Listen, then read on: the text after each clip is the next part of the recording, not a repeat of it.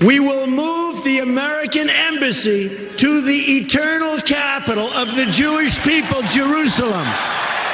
And the crowd roared. But would it happen? If he became president, would President Trump actually do this? Presidents before have said it. President looks like he's going to do it. I know. He's saying he's going to do it today at 1 o'clock. I think that makes Ben Shapiro pretty happy. He's the editor-in-chief of the Daily Wire, syndicated columnist and host of the Ben Shapiro Show.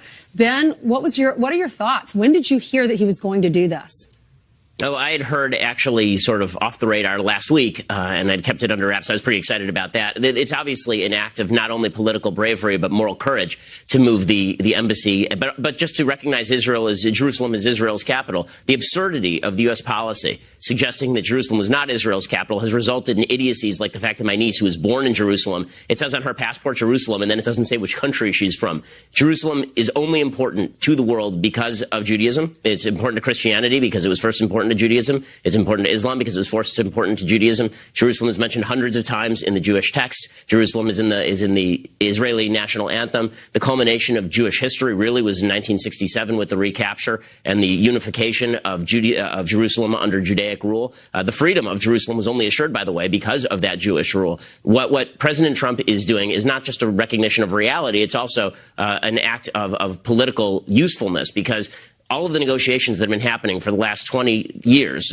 for most of my lifetime, all of those negotiations have been preconditioned on stupidity, that Israel was going to give up its eternal capital, which is insane. I mean, in order to understand how dumb that is, you have to think that for Israel, Jerusalem is about 1,000 times more important than Washington, D.C. is to the United States. I mean, the founders put Washington, D.C. on a swamp because they just wanted it to be not part of any state. The reason that Jerusalem is where it is because the Bible says it is where it is. There's a religious adherence to Jerusalem that doesn't exist for normal capitals around the world.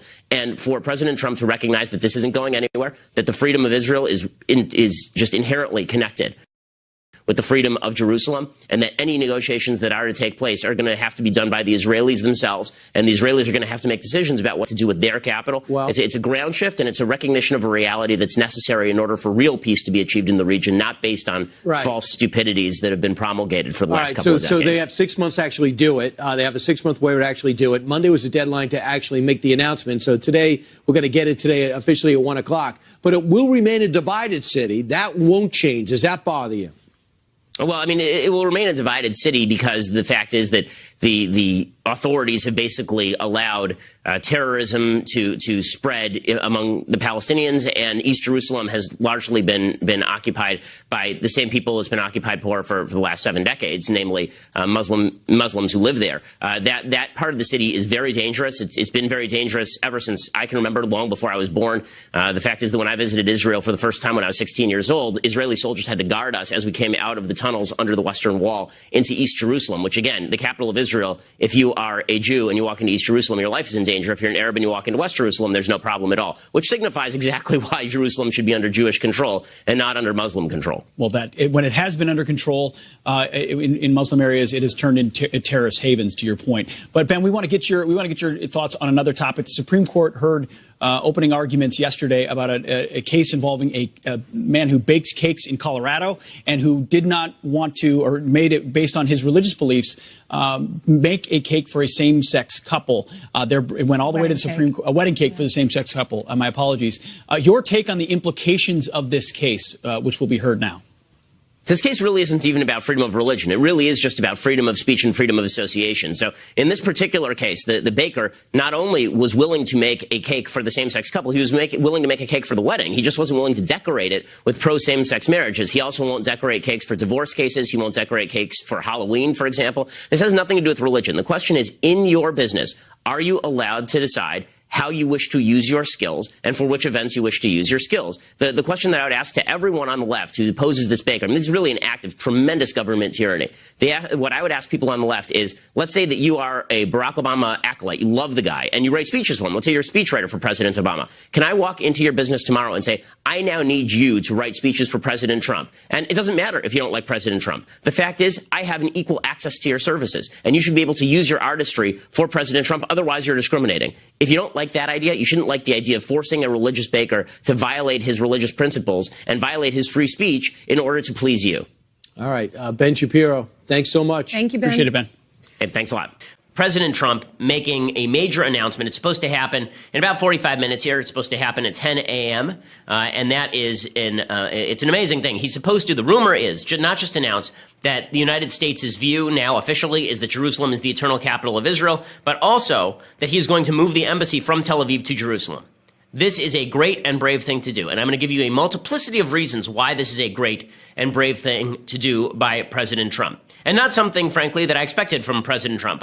Maybe the statement about Jerusalem being Israel's capital, because lots of presidents have said similar stuff, but not the statement about moving the embassy, because that's always been politically dicey. So the law is, and it has been since 1995, Congress passed a law, and they passed it overwhelmingly, that said that Israel's capital was Jerusalem and that it should remain undivided. That law was passed 93-5 in the Senate and 374-37 in the House in 1995. For years, the president has been waiving that law.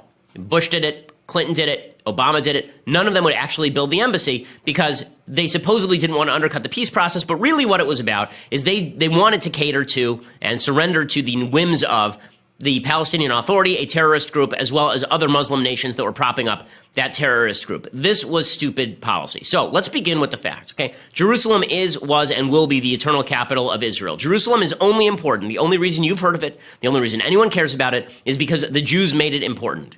Okay, that is literally the only reason. Otherwise, it's just another city in the Middle East.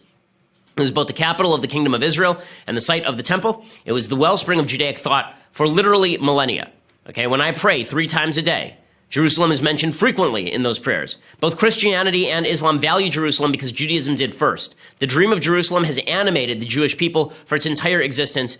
The most famous case being in Psalms 137, where it says, "If I forget thee, Jerusalem, may my right hand forget its skill." Jerusalem is mentioned literally hundreds of times in what we call Tanakh. That'd be the Old Testament. So that includes the Torah, as well as the prophets and the writings. The only reason that it's not mentioned specifically in the 5 books of Moses is because at that time it was actually 2 cities, one called Yeru and the other called Shalem. And then it was put together into Yerushalayim, right? It became one city, sort of like Buda and Pest became Budapest.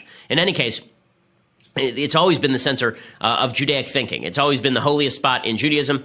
Jerusalem, by contrast, is not mentioned one single time anywhere in the Quran. If Jews don't have a claim to Jerusalem, and this is the root of why Muslims want to declare that Jews don't have a claim, also it's the root of why the papacy has been really split on Jerusalem.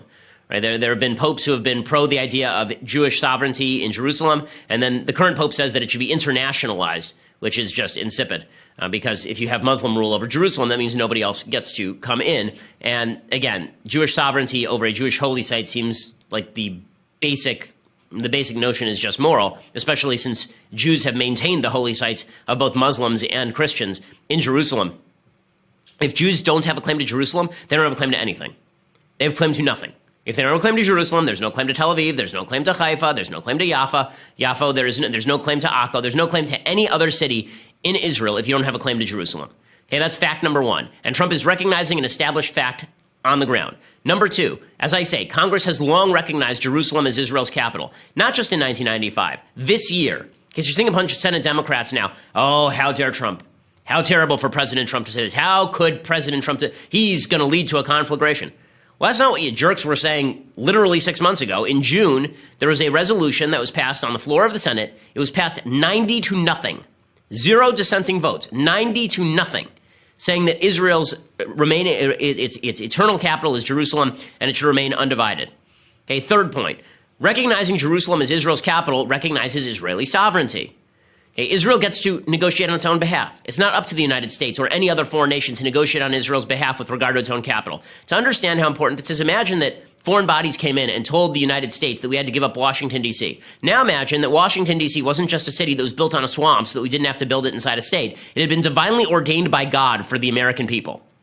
Okay, that's how important Jerusalem is to the Jews. It is the basis of all Judaic thought and all Judaic history. And people who are saying they're going to force Israel into making these concessions, it's immoral. Okay, Israel gets to make a call on its own. Okay, recognizing Jerusalem as Israel's capital will minimize violence. You're hearing a lot of myths today from the left. Oh, look at it. Violence. Terrorism is coming. First of all, the Palestinian Authority is, was, and always will be a terrorist entity. Hamas is, was, will be a terrorist entity. Islamic Jihad is, was, will be a terrorist entity. All of the people threatening violence today were anti-Semites yesterday. They will be anti-Semites tomorrow. They were terrorists yesterday, and there will be terrorists tomorrow. If it's a day ending in Y, the Palestinian Authority is interested in murdering Jews in terror attacks. The same is true, of course, of Hamas. The idea that Jerusalem is the sticking point in negotiations is just not true. One thing that will happen by recognizing Israel's sovereignty over Jerusalem is that the Palestinians may lose hope that they can pry Jerusalem from Israel by pressuring the United States or pressuring the West through terror attack. Maybe they'll finally recognize reality, and they'll recognize this is